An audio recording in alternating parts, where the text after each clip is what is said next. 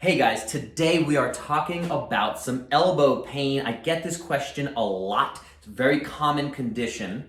Okay, just to break this down real quick, golfer's elbow is on the inside if you have pain developing there, and tennis elbow is on the outside. And we talk about inside versus outside when the body's kind of in this natural position. Okay, so inside, outside, that's medial, golfers, lateral is on the outside there. That's tennis, okay?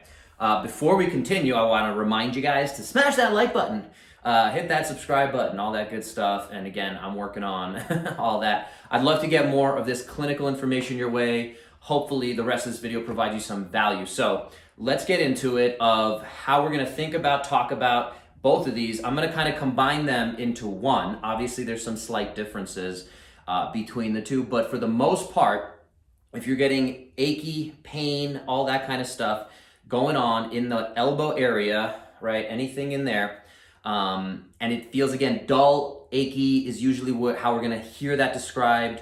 If gripping stuff becomes an issue, that's where, again, we start going down this path of diagnosing it as maybe something is going on in that tendinitis, all right? And let's talk about that for a second. So the itis would refer to an inflammation, okay? So anytime you hear tendinitis, that means the tendon is inflamed, okay?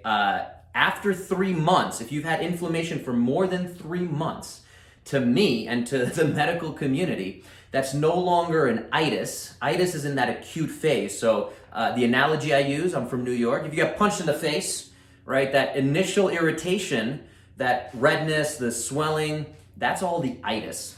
Okay, so usually with these kind of things, it tends to be more than 3 months, and it tends to be a slow degeneration of that tendon. And we're going to talk about tendons in a second.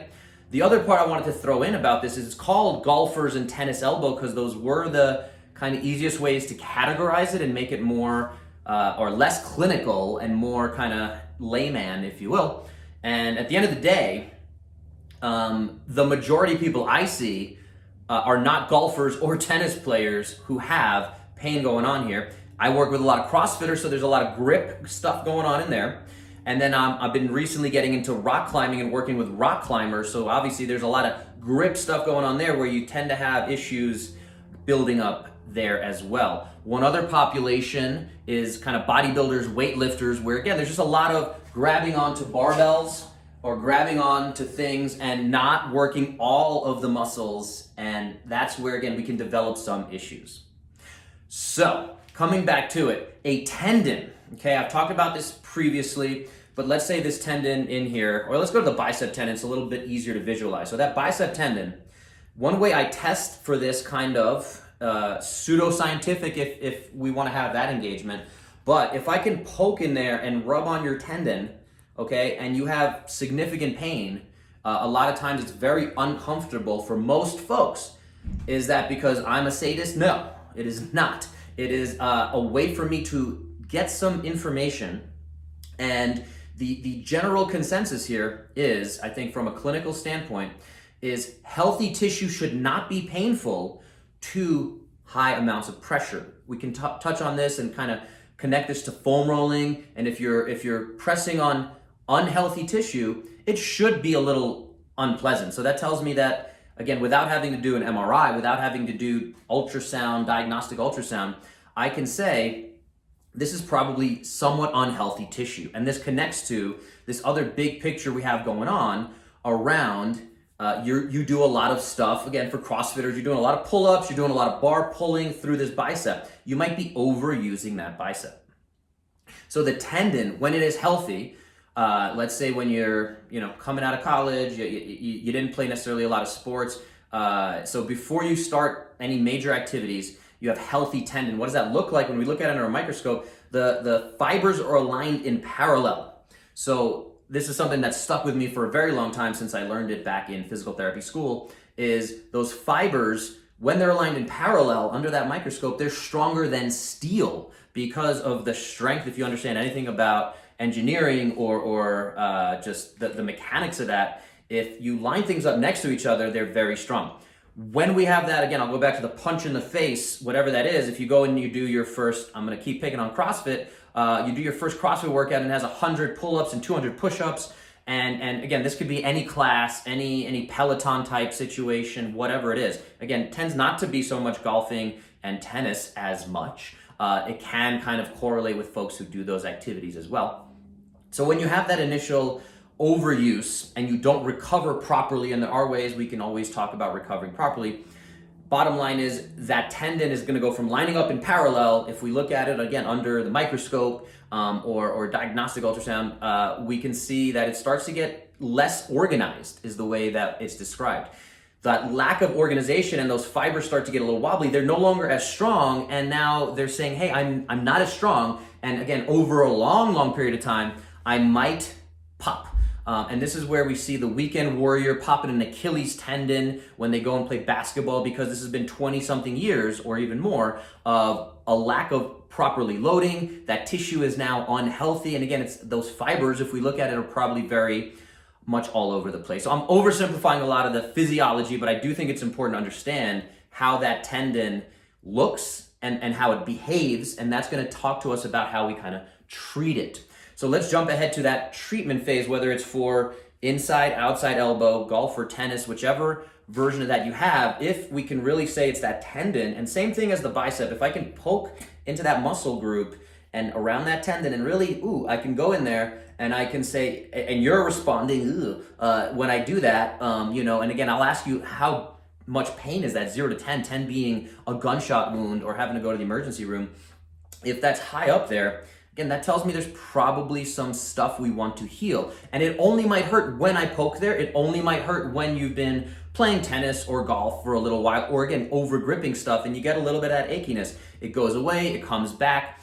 This is where we need to, again, at the end of the day, come back to the big picture of you should get assessed by someone like me, someone who's licensed, someone who's registered as a healthcare practitioner who can then tell you what's going on and understands these conditions.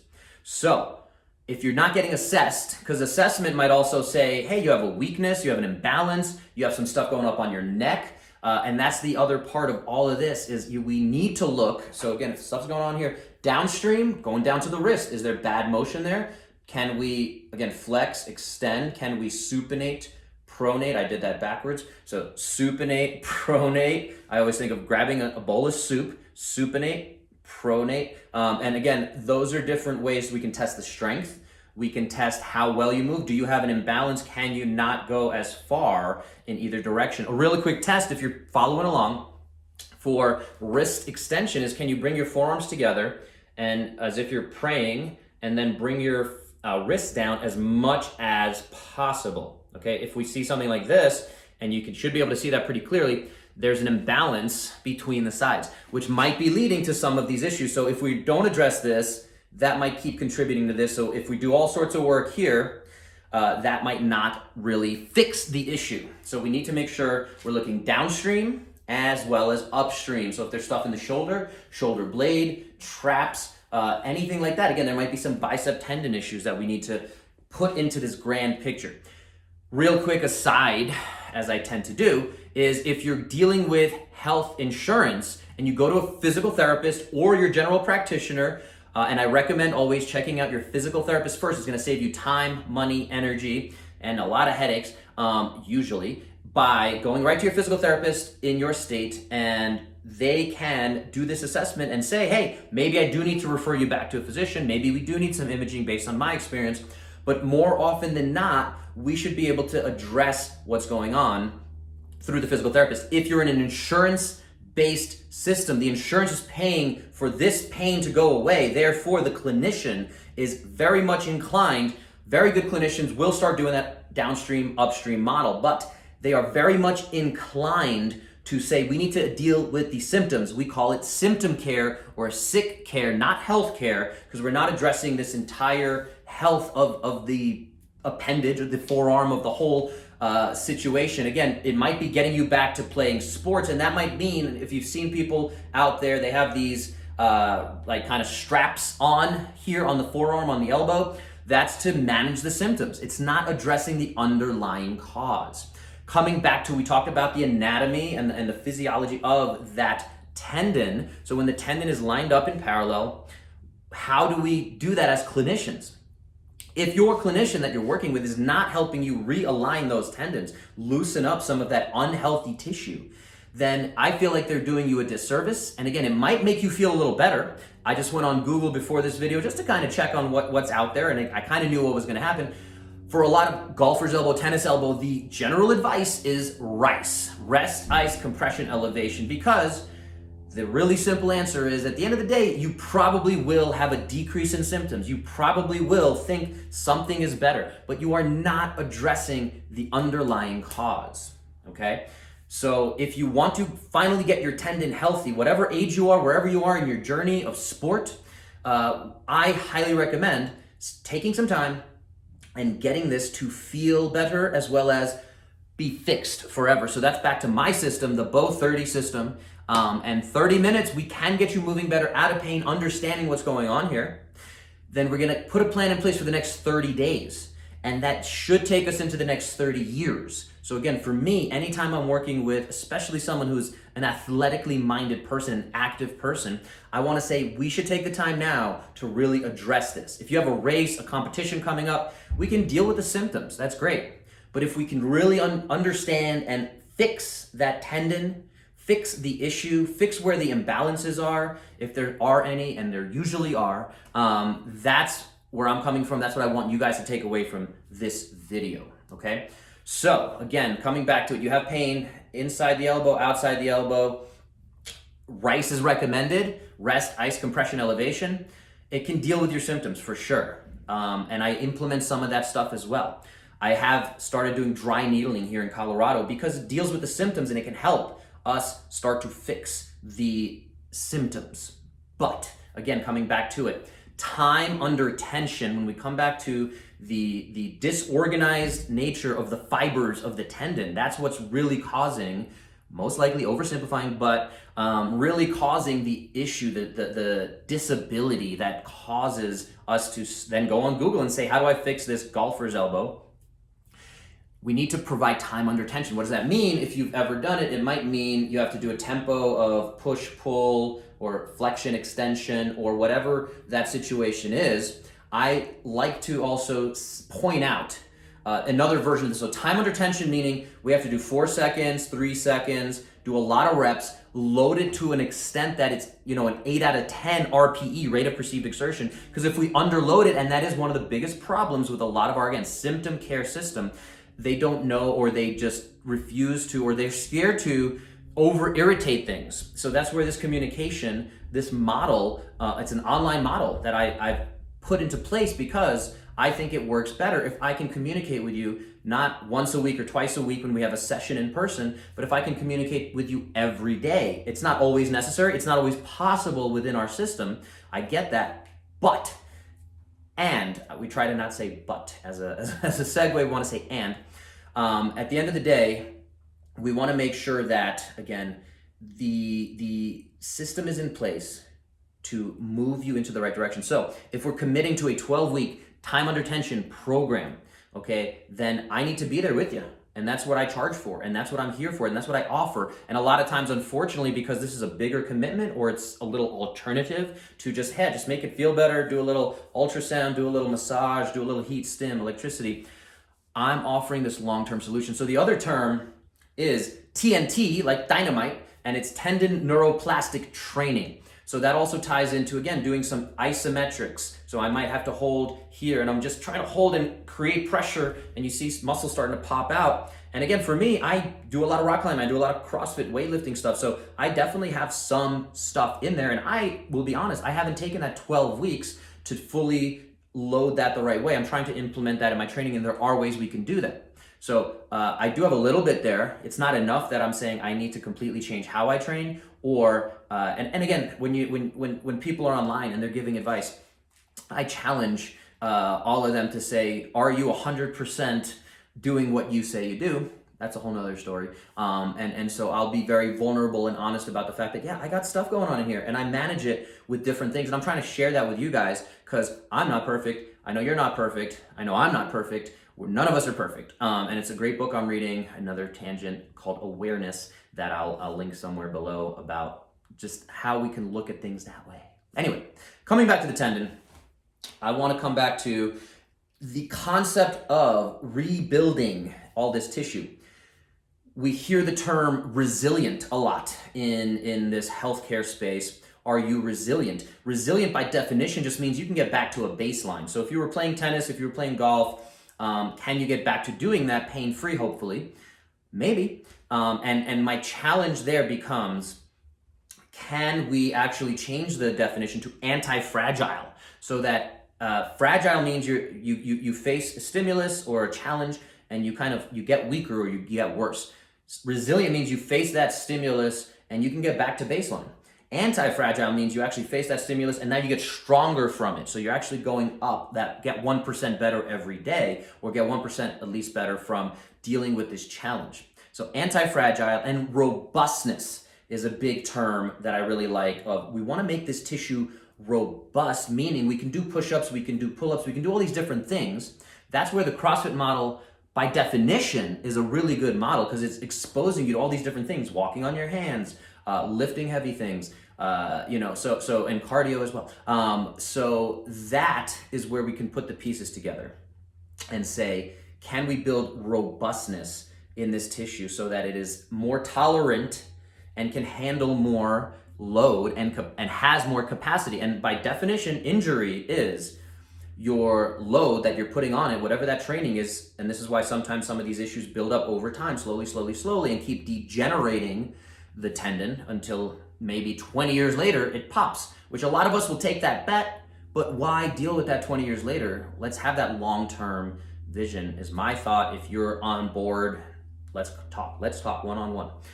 So coming back to it again, I think it's very important to understand most tendon pain is, in fact, call it an itis. There's epicondylalgia. So it's just saying there's general pain here, and we're not going to say exactly what it is. If it is technically chronic and we can diagnose it that way, and again, there's that breakdown of tendon that we're talking about, it becomes tendinosis. Okay, there's tendinopathy. All these different terms. Apathy just means there's something, again, wrong with it by kind of the overall, again, oversimplification. So hopefully this provided you guys with some understanding of all these concepts and the way I at least think about dealing with this. So if you're in current physical therapy, especially through the insurance model, that was one point I kind of drove off of, is if you have pain here, then we have to deal with the symptoms here. So they're not going to reimburse the insurance model by saying, oh, you spent a little time on breathing and then on the shoulder as well, or on the wrist. Maybe some insurance companies will reimburse for that, but at the end of the day, they're only looking to see if this pain went from an 8 out of 10 to a 7 out of 10 to a 6 out of 10 to a 5 out of 10. Once you get to certain thresholds, that's where they kind of cut things off. So coming back to it, guys, finishing up, wrapping up, if you have questions, please don't hesitate to shoot them over. If you want to get assessed virtually or in person here in Colorado, the Denver Boulder area, reach out to me. If you need a referral for wherever you are in the world, in the States, I'm happy to see or try to connect you. I have plenty of solid networks where hopefully we can find someone who can do it in person. But again, virtually is available. I encourage you to do that. Don't forget the 30-30-30 concept. Again, we can get you out of pain in 30 minutes. We can get you moving better in 30 minutes, but we got to put a plan in place for the next 30 days that's going to take us into those next 30 years. And if you're not doing that, you're just kicking the can down the road, in my opinion. And again, just like we have our long-term investments, we have our stocks, we have our retirement plans. We need that for our bodies so that we can perform better, we can do it longer. And if you agree with that, let's jump on board, comment, reach out, let's talk. I hope you guys got 1% better at the very least from this video. I really appreciate if you made it all the way here. Don't forget to subscribe, like, share, and we'll talk